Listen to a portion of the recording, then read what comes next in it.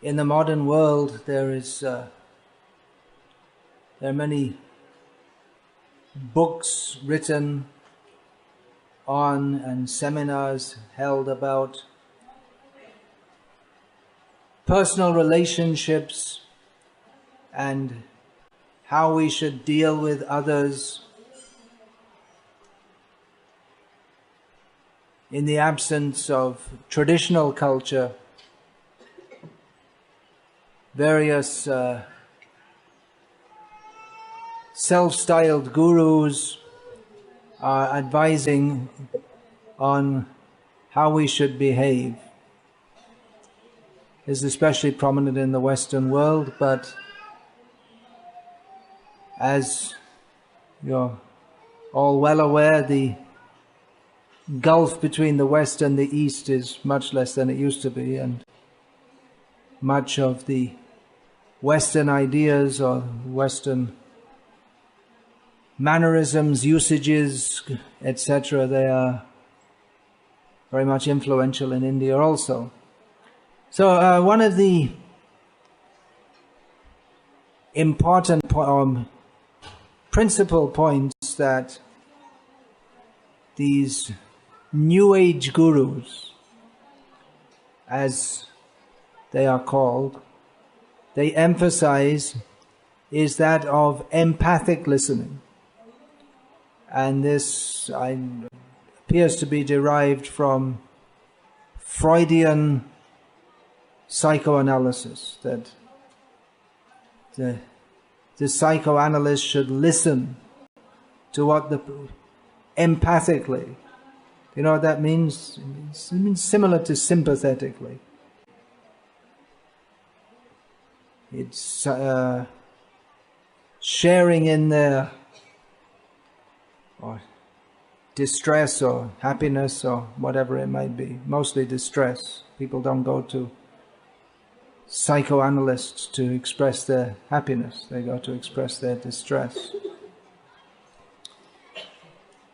So the idea is you should listen to them, and then they can speak it all out, and then they feel better, having expressed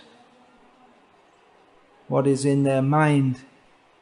And this idea also, it's another common idea that you should express yourself, what you're feeling.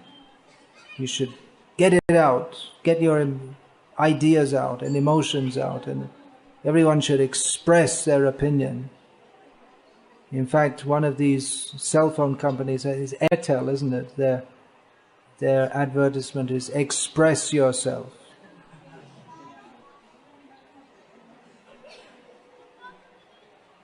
So here in Bhagavad Gita we find that Arjuna expressed himself. He was feeling very distressed, and he told Krishna why he felt distressed, and he not only got out the feelings in his heart, but he gave a bit of a religious speech to Krishna also. He was preaching to Krishna that I don't want to fight, and here's why, and he gave all the reasons. Krishna, the Supreme Personality of Godhead, did not empathically listen to Arjuna. He told him indirectly, not very indirectly, that you are a fool. He said that, Arjuna, you're talking in a manner, it sounds very learned, but really learned people don't talk like that. In other words, you're not learned at all. So in this way, those who are followers of Krishna, they may not necessarily listen to a bunch of nonsense that people talk, which generally, all the time, people throughout their whole lives, they talk nonsense. Because, as Srila Prabhupada notes, the prime symptom of a conditioned soul is that he speaks nonsense. So, most people do it throughout their lives, non-stop. It's just a bunch of garbage coming out of their mouths constantly. And sometimes they put it in writing also. That's even worse. Formulated nonsense. Just like Arjuna, he formulated a theory. But Krishna immediately chopped him and said, "You are speaking like a fool. Don't go on talking like this. It's a bunch of nonsense. You're talking in a manner that you think is very learned, and other people, they may also think it's very learned, but it's nonsense. Because it's based on dehatma buddhi, identifying the body with the soul." Now, we do see that Arjuna, Srila Prabhupada writes here, was not very learned, but actually, in one sense, he was very learned. I mean, who can understand all these topics of Bhagavad Gita as Arjuna did?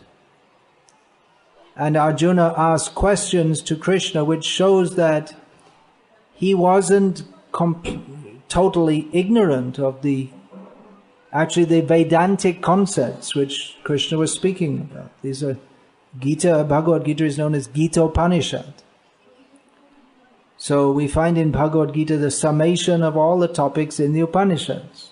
So we find Arjuna asking Krishna, "Kim tad brahma kim adhyatma, king karma purushottamam, adidaivam cha king proktam." What's the last line? I can't. Adibhutam cha king proktam, adidaivam cha adibhutam, can you say? Okay, thank you. So these are all, and Krishna just gives very terse answers to all of them, all of these questions, just one-word answers, which leaves the pundits interpreting it in different ways. But all these concepts that what is Brahma, what is Adhyatma, what is Adidaiva, Adibhuta, what is Karma, these are very, we could say, philosophical topics. So Arjuna was learned in one sense. He had conception or concept of the topics that Krishna was speaking about. But he missed the basic point, which is the entrance into Vedanta, which is understanding that we're not the body.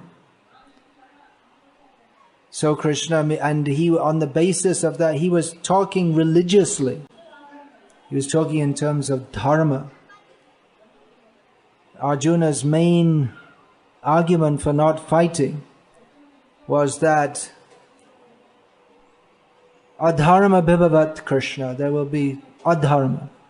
The result, the consequence of the imminent slaughter will be adharma. Anyway, Krishna doesn't accept what he says. Of course, it may be stated that Arjuna had already accepted Krishna as his guru and they already had an intimate relationship. So there was already great trust between Krishna and Arjuna, which might not be in an ordinary situation where you meet someone and they just start talking, and we might postulate that it's not that everyone we meet, we just cut them out and tell them they're a nonsense. We may or we may not do. We see in many cases that Srila Prabhupada did do so. In some cases he didn't. There's modern mythology. We've all heard of Hindu mythology. So modern mythology in ISKCON, Srila Prabhupada has been mythologized as the all-accommodating, nice Swami who smiles at everyone, and whatever anyone does, he just forgives it, and he never says anything nasty to anyone, or even if he does, if he's a little heavy, then afterwards he's...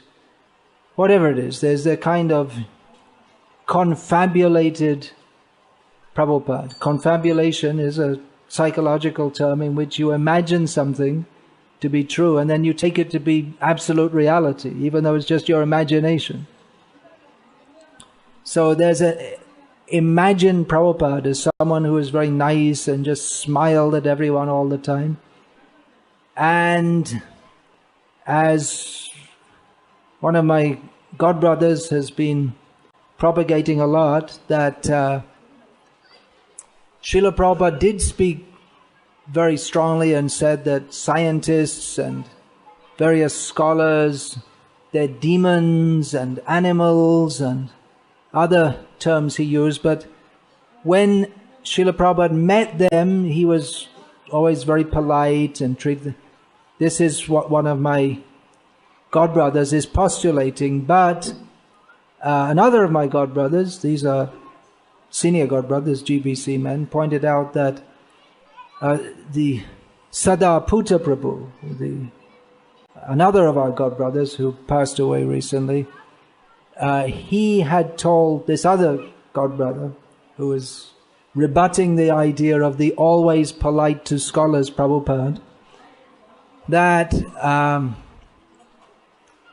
whenever he, Sadaputa Prabhu, a scientist, would introduce biologists to Srila Prabhupada would almost always say, "Poor frogs." In other words, he was poking the biologists for cutting frogs. It appears, or we can postulate from this, that Srila Prabhupada had biology class at school in which they were asked to cut frogs. I also remember Hare Krishna, things like that. Not very pleasant. Cutting, anyway. Yeah, please announce it. Or shall I announce it? Car KA01AB1579 is blocking the road. Will the owner please move it? KA01AB1579. No one got up. Maybe it's nothing to do with us. Yeah.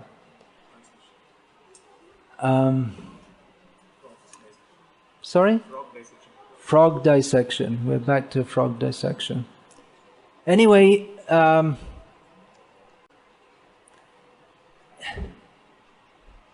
the point being made here is that Srila Prabhupada was not always polite, you might say, to scholars. There was another case where a devotee who was studying in the university brought one of his professors to meet Srila Prabhupada. This was an Indian professor, and Srila Prabhupada detected that the man was very puffed up, and immediately Srila Prabhupada was very heavy with him, and within about 5 minutes Prabhupada and the professor were shouting at each other, and then the professor was taken out of the room. So Prabhupada and the devotee who brought that professor wondered, why was Prabhupada so strong? And it made it very difficult for him, the devotee. But that devotee related that many years later, that professor, who was actually from a Vaishnava, Vallabh Sampradaya background, but who had become an atheist or puffed up rascal. He said that later, some years later, he reflected on how Prabhupada dealt with him, and he realized that actually Prabhupada was right, I'm a puffed up rascal. And that professor went back to his Vallabh Sampradaya practices. So Prabhupada's anger at that person had its effect. It took some time. Now, sometimes Prabhupada would... There are many cases. I can recite many. I'm fond of reciting such instances because it reveals the transcendental commitment of our Acharya, that he will not... He brook nonsense. But there are instances where Srila Prabhupada apparently empathically listened. The result is the same, in as much as, for instance, in Germany, when the first disciple of Srila Prabhupada who went to Germany was from America. He didn't speak German, not much. Shivananda Prabhu. So he related how he brought one German Sanskrit scholar to meet Srila Prabhupada. And for a long time, Prabhupada and the scholar were speaking together in Sanskrit, which Shivananda didn't understand. And after a long time speaking, the scholar said to Srila Prabhupada in English, he said, "So what you're basically saying to me is that everything I said is nonsense." Srila Prabhupada said, "Yes."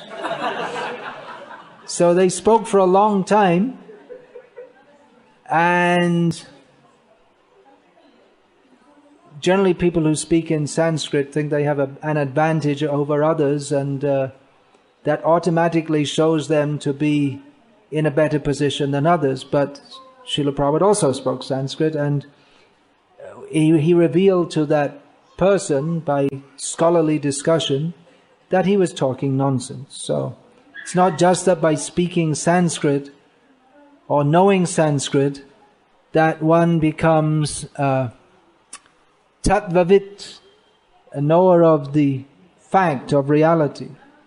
In fact, much of the world's greatest nonsense, it has been written in Sanskrit. For instance, so much of Buddhist writings are written in Sanskrit. And Buddhism is up, down, inside out, back to front, any way you look at it, a bunch of nonsense. Whether it's in Sanskrit or whatever language it's in. Anyway, Prabhupada did listen to this Sanskrit scholar empathically. Maybe not empathically, he discussed with him. He didn't immediately, as Krishna does here with Arjuna, tell him that you're talking nonsense. Of course he might have done, but at least Prabhupada might have done with that scholar, we don't know. But it came to that point anyway, where the scholar realized from Srila Prabhupada's talking to him that Srila Prabhupada was directly or indirectly telling him that he was talking nonsense. Now, there may be a case for listening empathically, but one should not actually be empathic with people who are nonsensical. Empathic means atmopam yena sarvatya, that what is that? Samam pashyati Arjuna sukham va yadi va dukam so sayogi paramo mataha. Lord Krishna says he is the topmost yogi who empathizes with others, who feels as if one with their distress and happiness. So if one listens to others and thinks that, yeah, well, what you're saying is good. If we actually think that people who are talking nonsense, they're actually saying something good, then we're in a dangerous position. Ourselves, we become affected by that. This idea that there's another modern idea, or that, well, what everyone says it's good. We should listen to everyone and let everyone express their opinion. But Bhagavad Gita is a treatise on actual reality. And Srimad Bhagavatam Vedyam Vastavam Atra Vastu. Srila Prabhupada translates this as reality distinguished from illusion for the benefit of all. There is a difference. It's a mayavad to think that all opinions are good. No. One opinion is good and every other opinion is a bunch of nonsense. The one opinion is Krishna's opinion. That is reality. 1 plus 1 equals 2. If someone says that 1 plus 1 equals 1.999, he's a fool. It equals 2 exactly, and not 1.999 or 2.0001. And definitely not 3. And definitely not even 1.999. 1 plus 1 equals 2. So what Krishna speaks, that is reality. And everything else that goes on in the name of philosophy in the world, Pritivite, Joto Kotha, Dharma Name Chole, Bhagavata Kahe Taha, Paripurna Chole. Everything that goes on, everything that's discussed throughout the world in the name of Dharma, according to the Bhagavatam, it's simply all cheating. So there is a danger if we, in this idea that, well, we should just listen to everyone, and it's considered that it's your duty as a gentleman, as a proper, as a cultured person, to listen to what others say. But as we see here, Krishna doesn't do that. If we listen to what others say, there's a danger that we reinforce in their minds that they have something valuable to say. That, oh, this person's listening to me, he's taking me seriously, that means what I say is important. Everyone thinks that what they say is important. But the only people who have anything of value to say are, well, the only person is Krishna, and others who speak in parampara from Krishna. And everything else, well, there may be glimmers of truth in it. Just like I was speaking about Buddhism. There may be some glimmer somewhere there of truth. The idea, well, yes, they also accept that birth, death, old age and disease, that is miserable. So yes, that's true. But then their response to that is nonsense. And the fact that they don't look for Krishna, they don't recognize the Supreme Controller, it means that even though they recognize that birth, death, old age and disease is miserable, as Lord Krishna points out in Bhagavad Gita, that they're still demons, because they're deliberately avoiding Krishna, and they want to relegate Krishna to nothingness. In everything is nothing. We could summarize Buddhism. There are various strains of Buddhism. But anyway, the point is that if we listen to people who are talking nonsense, then we give them credence. So it's better to make our own propaganda. Our own propaganda means to broadcast the truth. Now, of course, living in this world, we have to interact with various people. It's not that every time we walk on the street we have to grab people and try to change their whole way of thinking on the spot. There's some pragmatism has to be employed also. But at the same time, we shouldn't be victimized by this materialistic propaganda that all opinions are good. That means that all opinions are on the same level as Krishna's opinion. That means that Krishna's opinion has no value, no specific value. But there is a difference between right and wrong. What Krishna says is right. That which is in line with what Krishna says is right. Right means that which is for the ultimate benefit of everyone.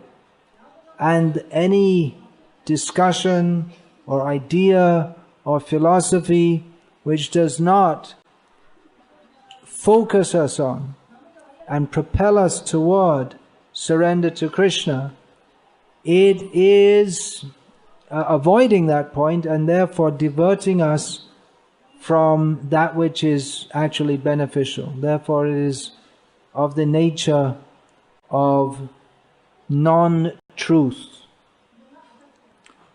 Now someone may say, well, this is very fanatical. Now, we are right. There are many fanatics within the world who propagate that we are right and everything else is wrong. That's true. Anyone who propagates that we are right and everyone else is wrong, except one, because there's only one right. Well, who is that one? That we should find by a philosophical understanding. We don't just propagate that we are right, just like Krishna doesn't just say to Arjuna, listen, you nonsense, just shut up and do what I say. I'm right, I'm God. Do what I say or burn in hell forever. Krishna doesn't say that to Arjuna. He says to Arjuna, he explains to him the science of the self, and then he tells him, this is why philosophically you should understand this, and if you don't follow, then actually you do burn in hell, but you can be delivered from there also, not forever. You can go for a long time. But Krishna presents everything philosophically and intelligently. He is not presenting something fanatical. Now, this term fanatic is often used within our society to label persons like myself who present the teachings of Bhagavad Gita and Srimad Bhagavatam in a forceful manner. However, Srila Prabhupada, he defines fanaticism as one of two branches of religion without philosophy. One aspect of religion without philosophy is sentimentalism, and another is fanaticism. So generally, those who are sentimentalists, those who are not philosophical, they label persons like myself as fanatics. But as I understand it, I don't fit that description that's given by Srila Prabhupada, because I present philosophy. If I was simply to say, believe in Krishna or burn in hell, that would be fanaticism. But as and I'm just saying as I'm a representative of those who are called fanatics, as I present in a philosophical manner that which is presented in Shastra, then according to Srila Prabhupada's definition, that is not fanaticism. And actually, if we do study Srila Prabhupada's books and we study Bhagavad Gita and Srimad Bhagavatam, we'll find that it is a very strong message. Lord Krishna, for instance, Lord Krishna repeatedly uses the word mudha in Bhagavad Gita. Mudha means a fool. And Lord Krishna repeatedly uses this word to describe, for instance, avajananti mang mudha. Those who do not know me, they are fools. They say manushing tanamashritam, that I've taken shelter of a human body. Param bhavam ajananto, they do not know my superior nature. Mama bhuta maheshwaram, and that I am the supreme controller of everything in existence.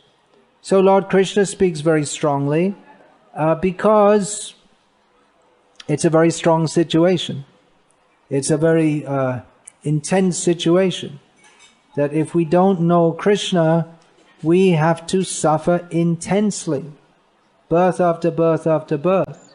So it's a situation, we have this brief human life in which we are bombarded by all kinds of nonsensical ideas, and Krishna consciousness is vital, it's essential. It's not just another opinion. It is essential. So that should be presented. The parampara system is to present this matter strongly as Krishna presented it, but with philosophical understanding. Not just strongly, not just using... Prabhupada said they're all animals, fools, rascals, demons. Bas. No, you don't say anything else. But just like Srila Prabhupada said, it's not enough to know that God is great, you should know how He is great. So similarly, it's not enough to call non-devotees fools, rascals and demons. You should understand why and how they are fools, rascals and demons, so that we ourselves don't partake of their foolishness, rascalness and demonness, and that we can convince them that they're all mudhas, and they should change their life. As Srila Prabhupada said, he concluded one lecture when he was speaking to a large gathering at the Mayapur festival, a large gathering of his disciples from all over the world, and he concluded one lecture by saying that the whole world is being misled because of these mudhas. They're giving wrong knowledge because they're mudhas. Therefore you should go to all these mudhas and tell them very clearly, you are all mudhas. And that was the end of the lecture. So we should not just, it's not a matter of name calling, but of understanding the actual situation. It is a very extreme situation, and Krishna consciousness, to actual Krishna consciousness as described in Bhagavad Gita and Srimad Bhagavatam, it's not a part-time hobby. It's not a Sunday outing, religious Sunday activity, and a little mumbling on some beads during the week when we get time, sometimes. But rather we find in Srimad Bhagavatam, Tivrena Bhakti Yogena Yajetam Paramam Purush, that the Supreme Lord is to be worshipped intensely. We find in Bhagavad Gita, Ananya Cheta Satatam, Yomang Smarati Nityashaha. Lord Krishna refers to those who remember Him without deviation. Again and again we find this mentioned in Bhagavad Gita. This Satatam Kirtayanto Mam, always glorifying me. Yatantascha Juravrataha, and worshipping me with durata, with great determination. So this half-hearted, wishy-washy, take it or leave it, be nice to everyone, smile at everyone, this is not what we find from Guru, Sadhu and Shastra. Someone was telling me that a senior preacher in ISKCON, so-called, was telling his poor congregation, misled by him, that, oh, you don't have to give up demigod worship, just add Krishna and your smile. This is not going to bring us to the firm determination to surrender to Krishna, knowing Him to be Aham Adir Hi Devanam, He's the origin of all the demigods. There's not going to bring us to, how is this going to bring us to the point of understanding what Krishna says? That Kamaistai Hritagyanam, those who worship demigods, their knowledge is spoiled. Antavatu palam tesham tad bhavatyalpamedasam. Lord Krishna says those who worship demigods, they're simply fools with very little intelligence. So this idea, you just add Krishna and your smile. It's just cheating people by wanting to get a reputation as being nice. So I count myself as extremely fortunate that I in my youth I didn't believe that there was anyone who, I was skeptical that there was anyone who actually knew the truth or could convey that, but I was very fortunate to come to the shelter of Srila Prabhupada, who did not compromise on presenting reality as it is. With that, he didn't deliberately or he didn't as a policy deliberately try to upset people. That would be the opposite of empathic listening or empathic speaking. But on the other hand, he didn't think that preaching simply means to make people feel nice, make people feel good. Like this so-called art of living rascal who says that my aim in life is to put a smile on everyone's face. Sounds very nice, huh? Just like Arjuna, sounded very nice. But he's a rascal, because if he's actually a sadhu, he should tell everyone that you can only smile if you're in Krishna consciousness, surrendered to Krishna. And as in this material world, it's full of birth, death, old age and disease. So what is there to smile about? If you're trying to live happily in this world, his propaganda, how you can live happily in this world, is just utter materialism. Therefore he's a rascal, and more of a rascal because he pretends to be a sadhu. So we should understand this through the eye of Shastra, that these persons are simply cheating. They're not sadhus. They're taken the garb of sadhus. Loya sadhu besh. What is that? Loya sadhu besh. Korinana upadesh. I take the garb of a sadhu and instruct others. But we should instruct as Krishna instructs, which means that how the person in his illusion feels, that is not our concern. Our concern is to take them out of that illusion. If someone feels somewhat happy in their illusion, that doesn't help them. It's simply to make people have a good feeling when they're about to have their head blown off. That is not helping them. We should rather tell them, hey, get your head, move, you're about to be shot dead. We should warn them, you're in a very dangerous position. You have this human life. If you don't cultivate Krishna consciousness, then you're simply spoiling your opportunity. This should be imparted. As we don't always have to say it by shouting and screaming and yelling at them or speaking in what would be considered an impolite manner, but this knowledge has to be imparted. Once Srila Prabhupada was lecturing a pandal in Bombay, as it was called at that time, and he was speaking very strongly, as was usual for Srila Prabhupada. Those who listen to his lectures will know that his lectures are not meant for mollycoddling people's feelings. So many people, they got up and left. They felt themselves insulted. Afterwards, Srila Prabhupada commented that therefore book distribution is the better preaching. Because when they read it in the book, then it's they don't feel it's personally directed toward them. So it's not that Srila Prabhupada stopped speaking in this manner or stopped, but he said that the book distribution in Srila Prabhupada's books, these same points are made very clearly and very strongly.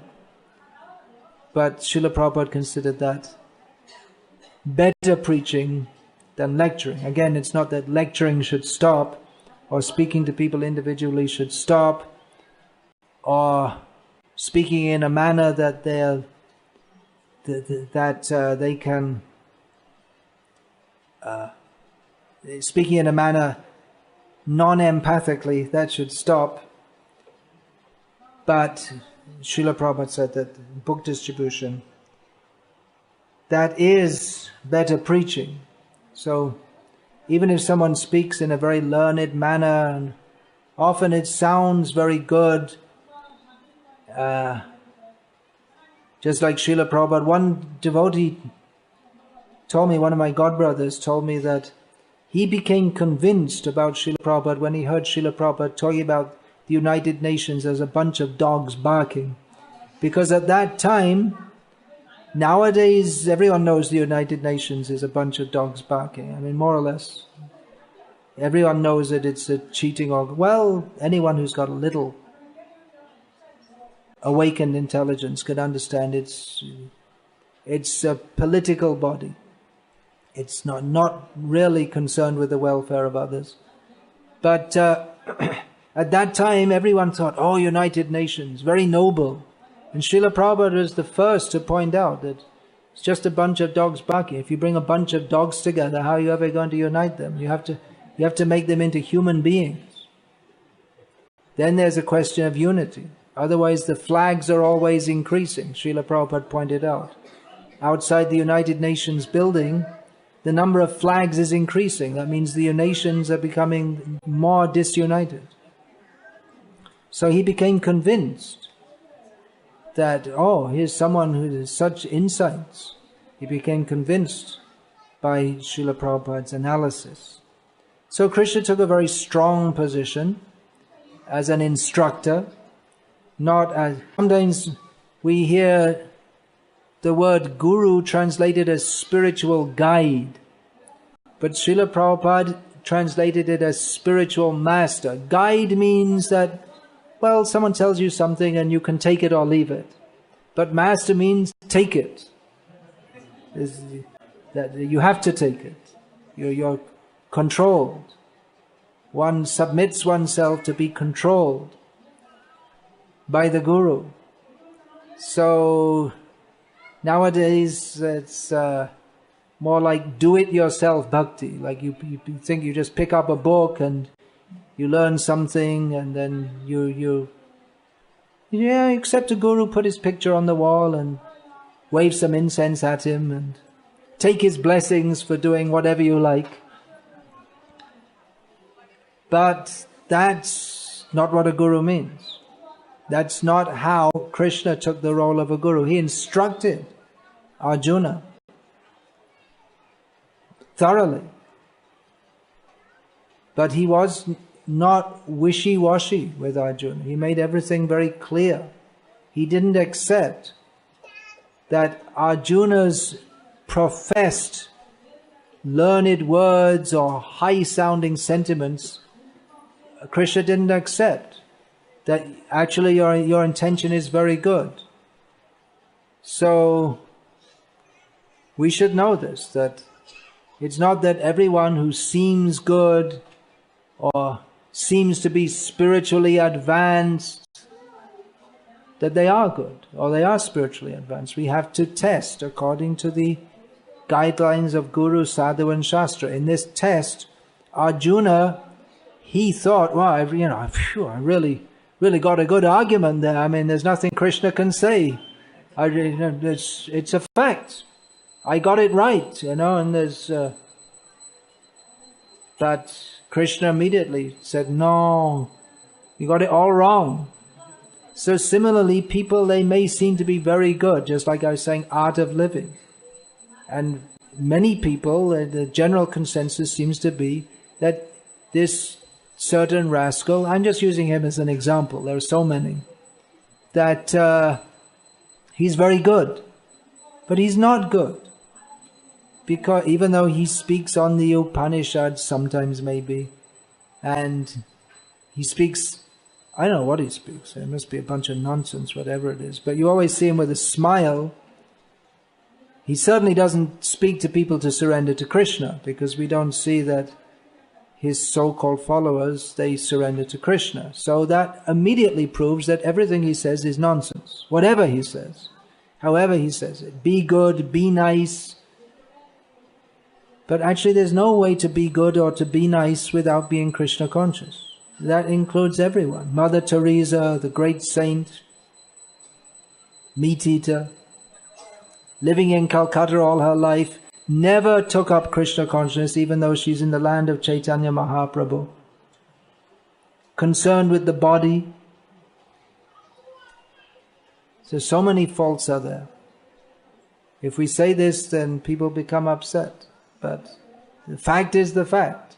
Yasyasti bhakti bhagavati akinchana sarvari gunais tatra samasite suraha harav abhaktasya kuto mahanguna manoratena asati dhavato bihi. Those who are devotees of Krishna, they have all good qualities. And those who don't, they may appear to have good qualities. Though those who are not in Krishna consciousness, they may appear to have good qualities, but they don't. Hare Krishna. Is there any question about this, please? Oh, yeah. Do we have an extension mic or a cordless? You have a cordless mic, let's have that out.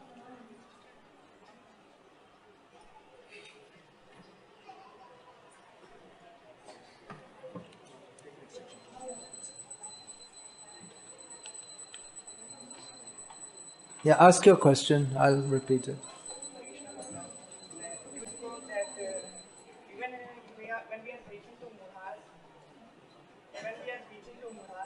When we are preaching to murhas, yeah, we have to speak the truth. Yeah. Yeah, upadesho hi murkhanam prakopara na nashantaye. If we instruct fools, then they won't become pacified. It's like giving milk to serpents. So we have to see our capacity also. That also has to be considered. There's some consideration of... Well, actually that's not a transcendental instruction. Srila Prabhupada does quote that. That's a general ethical principle. It's not a transcendental... To speak the truth of Krishna consciousness is always good, whether people accept it or not. As a matter of pragmatism, we may not in every case, as I was saying, when we go on the street, it's not that we catch everyone and try to reform them on the spot. And it's not that everyone will accept what we say, when that example is given. Payo panam bhujanga, no, that's enough. Kevala vishavardhanam, that's the example given. If we give milk to a snake, the poison simply increases. Therefore, we don't have to try and philosophically reassemble everyone's misconceptions on the spot. We can give them Prabhupada's books. That's another way of doing it. Give them Krishna Prasadam. Yeah. I have one question from morning Bhagavatam class. Should I ask? Let's see if there are any more questions from this class. Yeah. The ninth offense against the holy name is to preach the glories of the holy name to faithless persons. Yeah, the glories of the holy name, that's quite an advanced topic.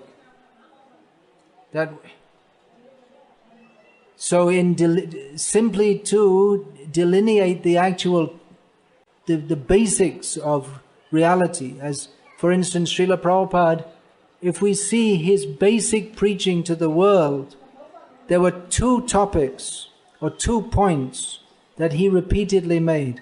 One is that we are not the body. We are eternal spirit soul. The other one is that we are not the controller. We are controlled. Therefore we should accept that there is a controller. These 2 points Srila Prabhupada in his public preaching repeatedly made. So,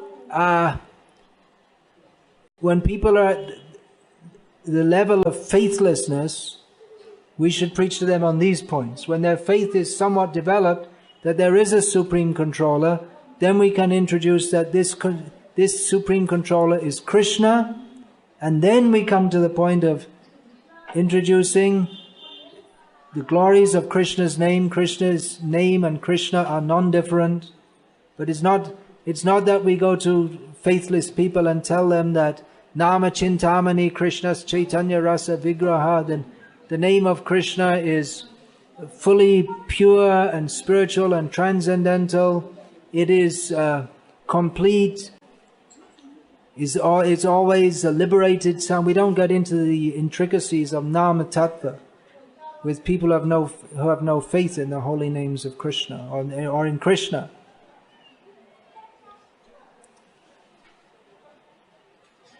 Anything else?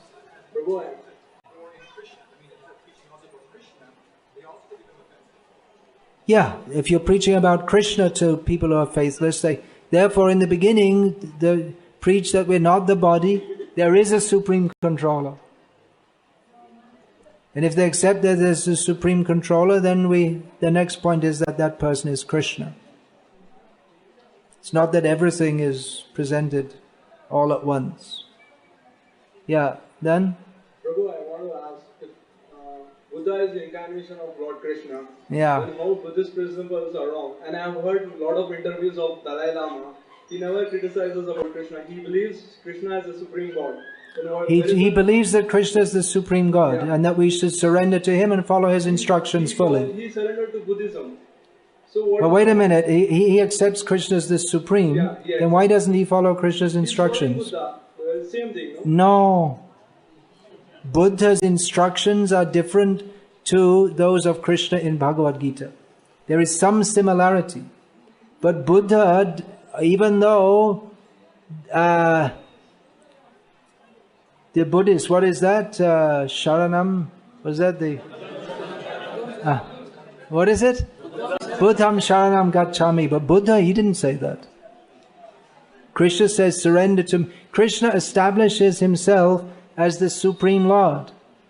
And then he tells Arjuna to surrender to me. Buddha doesn't do this. Buddha doesn't speak about the Supreme Lord. He doesn't touch the subject even of Atma, which is the first teaching of Krishna.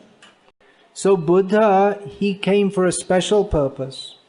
Because at that time, people using, on the excuse of making Vedic sacrifices, they were killing many animals.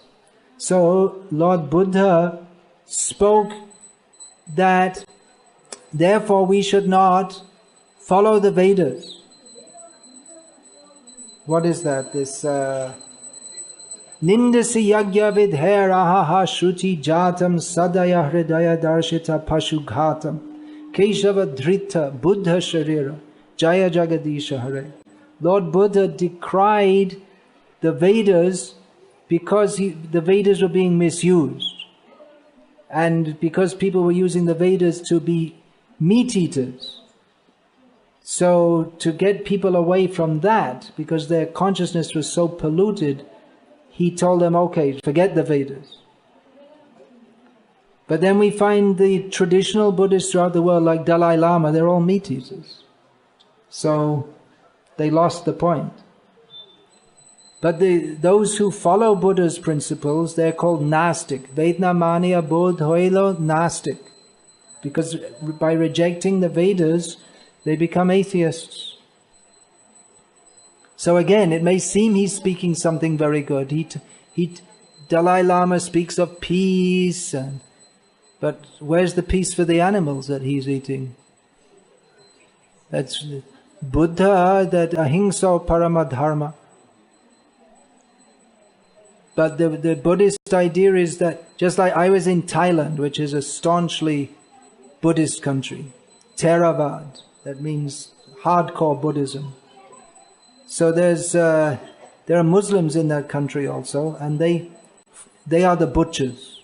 The Buddhists, they will never kill an animal, but they eat meat bought from the Muslim's butcher shop. Or they catch the fish and they take it out of the water. They don't kill the fish, but it just dies because it's out of the water, and then they eat it. Or if you go in the street in Bangkok, you'll see they have live grasshoppers in a jar, and they have a wok of a karai of hot oil, and they empty the live grasshoppers into it. I don't know if I guess they're not Buddhists who do that. Or anyway, traditional Buddhists eat all kinds of things, which we don't want to discuss here. So, again, it's cheating. He's talking of peace. But why is there non-peace in the world? Because people are eating animals. And he's encouraging that. So he's a hypocrite. So don't be misled by all this, old man smiling nicely, dressed in a long robe. Peace. Give me another piece of chicken.